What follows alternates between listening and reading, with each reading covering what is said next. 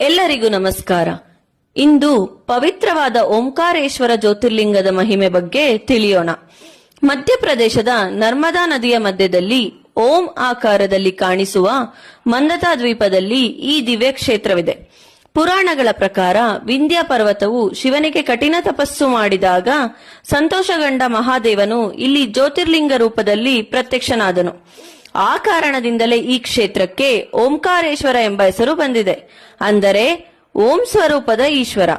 ಇಲ್ಲಿ ಭಕ್ತರು ನರ್ಮದಾ ನದಿಯಲ್ಲಿ ಸ್ನಾನ ಮಾಡಿ ಶಿವನ ದರ್ಶನ ಪಡೆದು ಆತ್ಮಶಾಂತಿ ಅನುಭವಿಸುತ್ತಾರೆ. ಈ ಜ್ಯೋತಿರ್ಲಿಂಗದ ದರ್ಶನದಿಂದ ಪಾಪಕ್ಷಯವಾಗುತ್ತದೆ ಮತ್ತು ಮನಸ್ಸಿಗೆ ಅಪಾರ ಶಾಂತಿ ದೊರೆಯುತ್ತದೆ ಎಂದು ನಂಬಲಾಗಿದೆ.